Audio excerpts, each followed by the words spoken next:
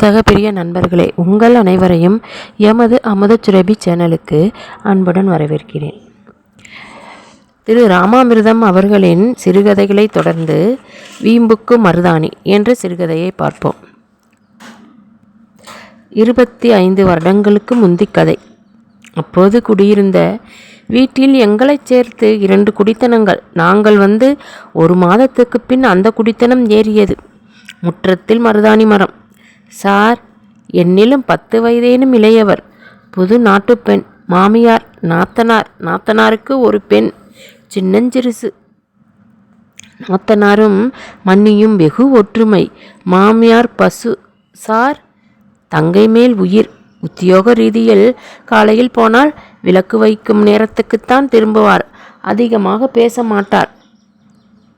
முசிடு இல்லை, குரலும் தூக்காது. பேச்சு, குரல், தோரணை எல்லாமே அமைதி.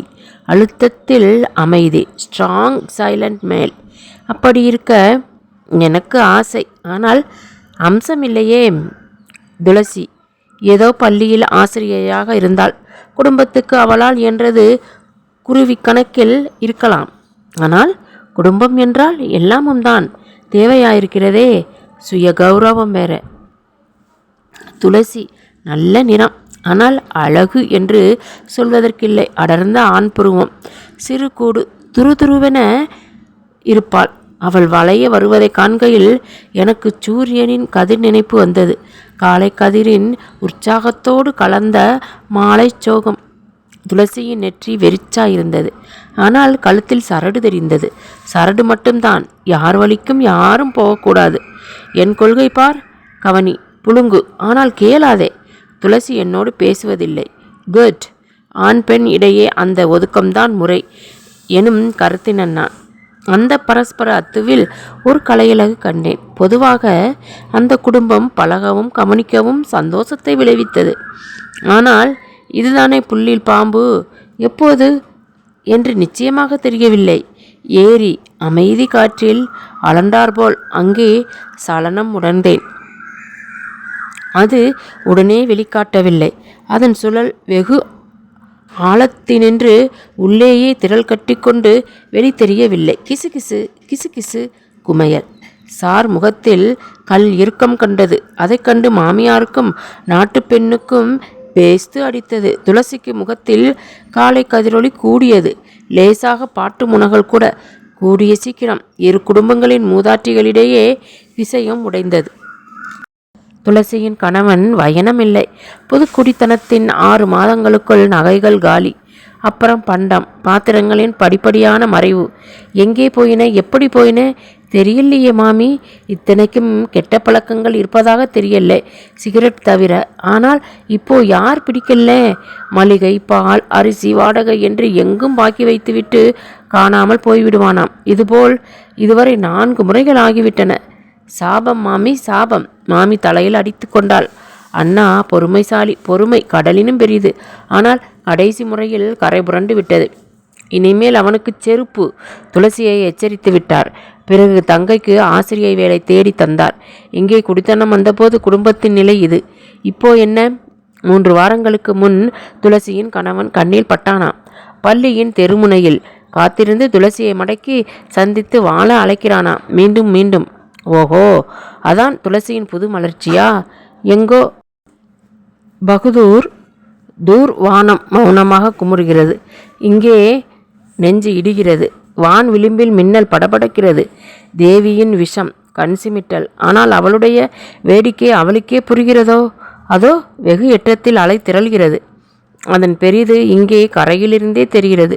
உருண்டு திரண்டு உயர்ந்து விலகி புடைத்து கரை நோக்கி வருகிறது. கரை நோக்கித்தானே வர வேண்டும். அதன் விதி வேறு. எது வந்தும் கரை மீது மோதி ஒரு நாள் அவர்கள் கூடத்தில் உடைந்தது. துளசி அவள் குழந்தை கையை பிடித்து கொண்டிருந்தாள். போயிட்டு வரேன் அண்ணா. அவர் அவளை கண்ணெடுத்து கூட பார்க்கவில்லை. வெற்றிலையில் சுண்ணாம்பு தடவி கொண்டு இருந்தார். பட்டும் சொல்ல போறே. சரி, ஆனால் மறுபடியும் இங்கே படியேற மாட்டாய் என்றே எதிர்பார்க்கிறேன். எக்காரணத்தை கொண்டும். எனக்கு முதுகு தண்டி சில்லிட்டது. அந்த அமைதி, அந்த தோரணை, பொறுக்கி எடுத்த சொற்கள். ஊடே ஒரு பிள்ளை பக்கத்தில் நின்று கொண்டிருந்த மாமி பெண் பக்கம் நடந்தாள்.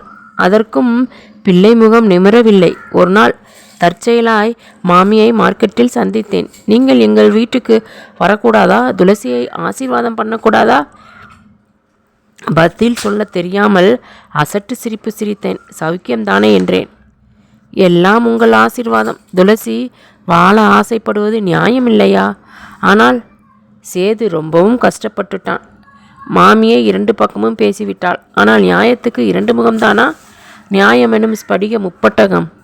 சார் வீடு மாற்றிக்கொண்டு போய்விட்டார். எனக்கு தெரிந்தவரை அவர் அப்படி அவசரமாக போகும்படி அங்கே அவருக்கு வசதி குறைவு இல்லை. ஆனால் அவரவர் சௌகரியமே நியாயம். என்னவோ நினைப்பு வந்தது. இங்கு இருந்தவரை துளசி அடிக்கடி மருதாணி இட்டுக்கொள்வாள். எனக்கு ஒரு குழப்பம். அவளே பறித்து அவளே அரைத்து அவளே இட்டுக்கொள்ளும் நிலைமையில் ஆட்டுக்கல்லிலோ அம்மியிலோ மருதாணியை ஒரு கையால் தள்ளி தள்ளி அரைக்கும் போதோ அந்த கையில் பற்றி கொள்ளாதோ?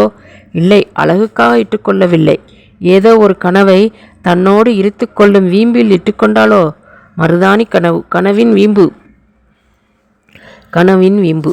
ஒரு நாள் வாசல் அறையில் நான் ஏதோ பைலை புரட்டி கொண்டிருக்கையில் ஜன்னல் வழி நிழல் தட்டிற்று. தலை நிமிர்ந்தால் மாமி, இன்னைக்கு நீங்கள் கட்டாயம் வந்தே ஆகணும். துளசி உங்களை அவசியமாக பார்க்கணுமாம். மறக்காதேங்கோ. நிற்கவில்லை, போய்விட்டாள். Slum area. மீன் கடை இறைச்சல், நாற்றம் கூட. பலதரப்பட்டோர் குடித்தனங்களிடையே வலை போன்று அவளிடம். வலை போன்று இருட்டு. மாமா வாங்கோ வாங்கோ, சத்தே குனிஞ்சி. ஆனால் நான் தலையில் இடிச்சுண்டாச்சு. ஐயோ சாரி, உட்காருங்கோ. என்ன சாப்பிட்றேன்? காப்பி, ஹார்லிக்ஸ், பிவி? அவள் பின்னாலிருந்து மாமி வேண்டாம் என்று அவசரமாக சாடை காட்டினாள். ஒருவரையொருவர் பார்த்து கொண்டு மௌனமாக நின்றோம். எந்நேரமோ சடைக்கென்று அவள் முகம் அவள் கைக்குள் புதைந்தது. விக்கி விக்கி மாறை வெடித்துவிடும்போல் தலை நிமிர்ந்தபோது அவள் முகம் கொழுந்து விட்டெறிந்தது. எனக்கு அவசரமாக 50 ரூபாய் வேணும். நல்ல வேளையாக பர்சில் அவள் கேட்டது இருந்தது. ஏதோ அவசர செலவுக்கு அன்றுதான் புரட்டினேன். ஆனால் யார் தேவை முன்? வெகு நாட்களுக்கு பிற்பகல் 3 மணி இருக்கும். சேத்துப்பட்டு மேம்பாலம் வழி போய்கொண்டிருந்தேன். ஸ்டேஷனுக்கு இறங்கும் இடத்தில் 3 ரவுடிகள் ஒருத்தியை சூழ்ந்து கொண்டு கலாட்டா பண்ணி கொண்டிருந்தார்கள். நான் ஒன்றும் சூறப்பொலி இல்லை. என்னை கண்டதும் நழுவி விட்டார்கள். ஒரு கணம் எங்கள் கண்கள் சந்தித்தன.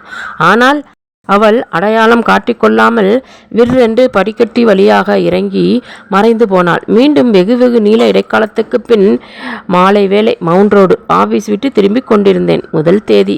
சம்பளம். குழந்தைகளுக்கு 100 கிராம் சாக்லேட். என் பங்கு போகும் வலிக்கு. அதோ யார் எனக்கு 4 அடி முன்னால்? துளசி வெடுக்கென திரும்பினாள். என்னை பார்த்தது முகத்தில் சூரியன் புறப்பட்டது. என்ன பேசுவதென்றே தெரியவில்லை. பேசாமல் கையை நீட்டினேன். 5-6 சாக்லேட்டுகள். 1 எடுத்துக்கொண்டாள். எல்லாம் உனக்குத்தான். கமலிக்கு வேண்டாமா? இன்னொன்று எடுத்துக்கொண்டாள். நான் வரேன் மாமா. சரசரவன ஜேஜேவில் மறைந்து விட்டாள். ஏன் இந்த அவசரம்? என்னிடமிருந்து ஓட ஏன் இவ்வளவு கவலை? வருடங்கள். நாங்கள் வீடு மாறி வேறு ரோத்துக்கே போய்விட்டோம். காலை ஆபீஸ் நேரம். அந்த பஸ் ஸ்டாப்பில் நான் ஏறுவதில்லை. அதுவே என் ரூட் இல்லை. வேறு ஜோலியாக அந்த பக்கம் வந்து இசைக்கேடா மாட்டிக்கொண்டு விட்டேன். மாமா சௌக்கியமா? வயது 18-19 இருக்கும். தோளில் பை, கையில் டிஃபன் பாக்ஸ். என்னை தெரியலையா? கமலி. ஓ, கேட்க 1000 கேள்விகள், பேச 1000 வார்த்தைகள் ஒரே சமயத்தில் முந்திக்கொண்டு நாக்கு நுனிக்கும் போட்டியிட்டன. அம்மா சௌக்கியமா? கத்தினேன். அவள் என்ன சொன்னாலோ? சொன்னதை பஸ் தன்னோடு அடித்து கொண்டு போய்விட்டது. கையை ஏதோ பலமாக ஆட்டுவதுதான் தெரிந்தது. ஜங்கிலில் திக்கு தப்பி நின்றேன். தனக்கும் பயனின்றி எதற்கும் பயனின்றி வெறும் வியர்த்தத்துக்கே ஒரு பிறவியில் உன் எண்ணம் என்ன? நியாயம் என்ன? இத்துடன் மருதாணி வீம்பு சிறுகதை இத்துடன் நிறைவடைகிறது. அடுத்த சிறுகதையில் மீண்டும் சந்திக்கலாம்.